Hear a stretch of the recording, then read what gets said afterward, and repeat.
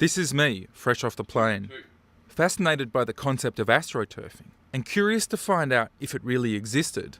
I went undercover, trying to look, well, respectable, as incognito as a 6'4" Australian with a video camera can get. As I hit the road, little did I know that the Tea Party movement was on its way to becoming a major political force, or that my investigation would lead to some of the most powerful people and companies in the country, and leave me with grave fears for the health of American democracy. The first battlefront I looked at, in this war for the hearts and minds of citizens, was the Democrats' proposed healthcare reform.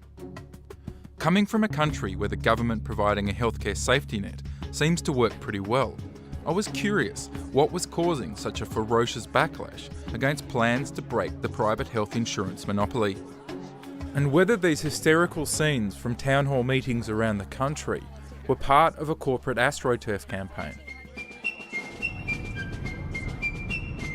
So I began by driving down to a town hall meeting in Appomattox, Virginia, which just happens to be the town where the Civil War ended.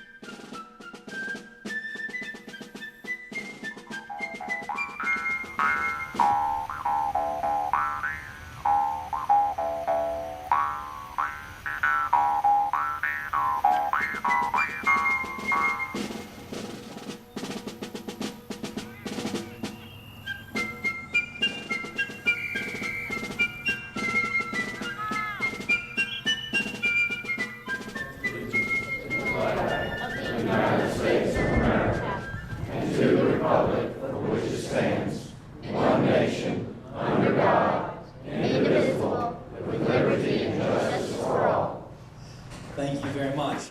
As Democrat Congressman Tom Perriello began, it soon became clear that there was nothing manufactured about the anger here.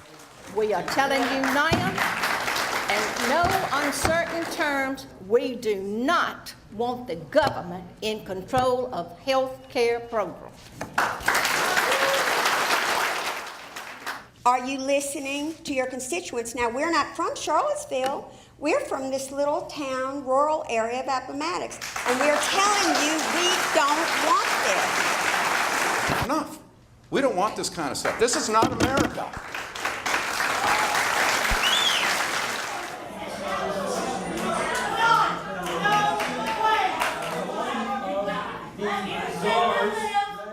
While the mood was very much against reform, I could see no evidence of astroturfing, which meant that either the people here really loved the current healthcare system, or I was missing something. Eventually, it was the president himself who would lead me to the answers I was looking for. Instead of honest debate, we've seen scare tactics. And out of this blizzard of charges and countercharges, confusion has reigned. I was watching President Obama make a speech regarding his embattled healthcare plan, when he mentioned a former health insurance executive called Wendell Potter, who had turned whistleblower over the industry's underhanded tactics.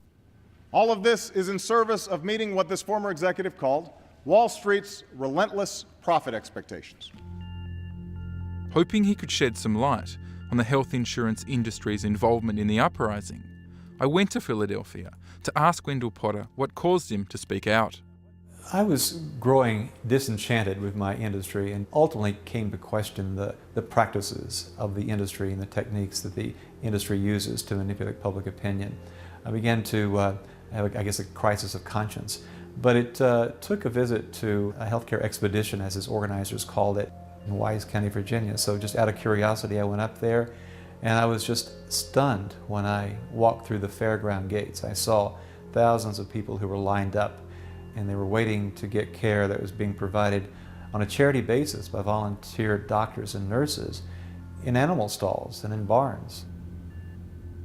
It became clear to me that this is really what so many Americans have to resort to get the care they need. And a big reason for that is because of the health insurance industry that I have been promoting all these years. But Wendell Potter isn't any old executive. As head of public relations for two of America's largest health insurers, he oversaw the creation of many AstroTurf groups. I was a representative of a health insurance company to all of these these front groups. We had meetings on a regular basis, usually in Washington, but sometimes elsewhere, often near airports where people could fly in and fly out quickly.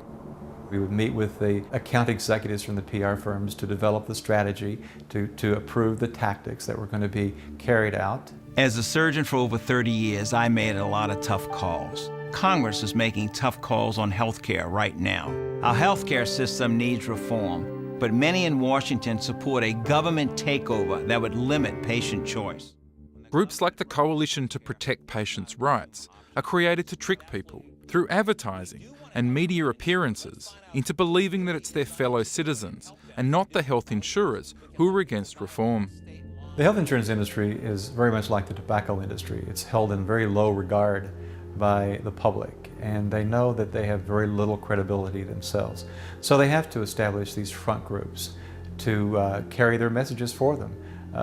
They do this so that a third party is telling the stories that they want to be told and getting the word out that they want to get out. And they always have names that sound like they could be some homespun group or some group that is really interested in the best interest of the public, but what they really are doing is trying to advance the agenda of the health insurance companies that I know about, but most people don't because they don't have my perspective. I spoke at a town hall meeting that was sponsored by or hosted by a congressman in New Jersey a few weeks ago, and there were a lot of teabaggers there, people who were there carrying signs, not there to ask questions or to listen to the congressman, but to disrupt the meeting. And there was a group called Hands Off My Healthcare. They were carrying signs saying, no government healthcare in this country, and hands off my healthcare. And it's misleading. No plan before Congress would have come anywhere close to a government takeover, but nonetheless, it's a term that the industry knew would be effective. Slippery slope towards socialism. In the United States, socialism still has this connotation of something that is akin to communism, if not even worse. The people who put those sentences together do it for a purpose, and they know that that will evoke a certain emotion.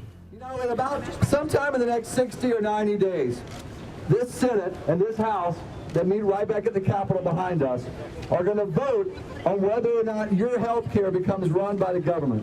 And we want to make sure that in the midst of that debate, in the midst of that discussion, they hear from you. They will. And that's why you're here. That is why you're here.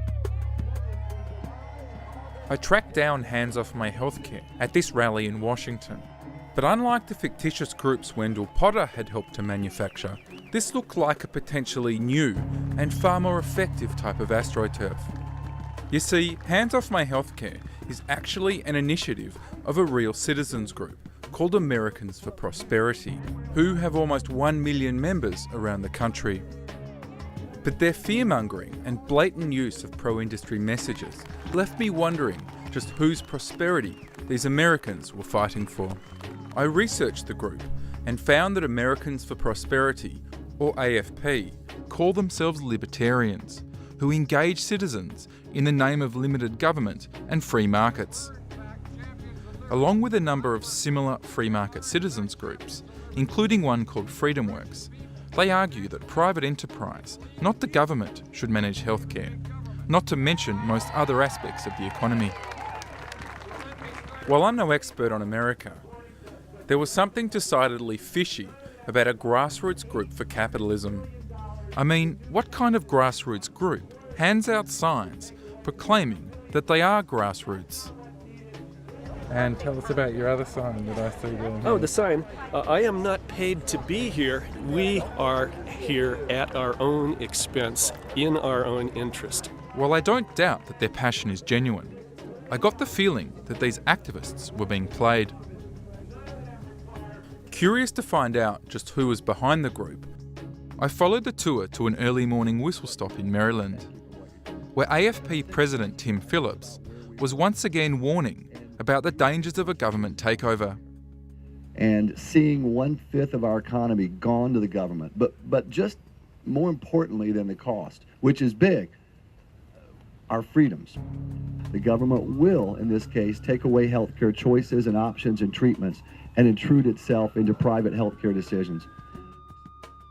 Another suspicious factor is that despite his straight-talking everyman persona, Tim Phillips is no amateur, with a list of clients that includes Enron, George W. Bush, and disgraced lobbyist Jack Abramov. Phillips has built a career as one of Washington's leading professional grassroots organisers. Americans for Prosperity is a grassroots organization. We go out and get Americans from all walks of life involved to defend their economic freedoms. We educate Americans on, hey, here's the threat, here's what this health care bill is going to do, the takeover, and we just say if you want to get active, here are ways to get active.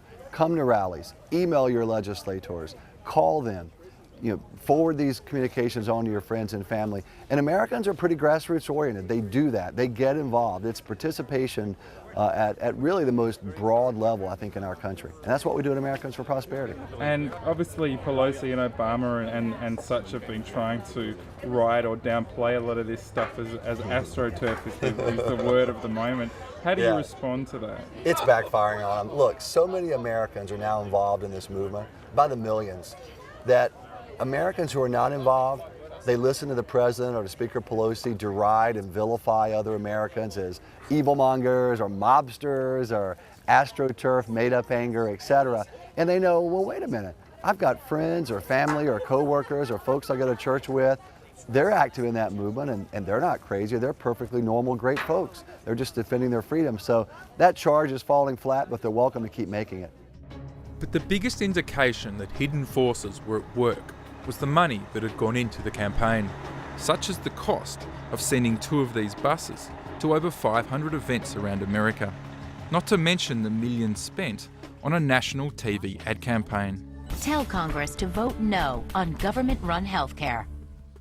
And while the Democrats did eventually get a healthcare bill passed, the campaign against reform succeeded in weakening it to the point that it did little to break the private health insurance monopoly.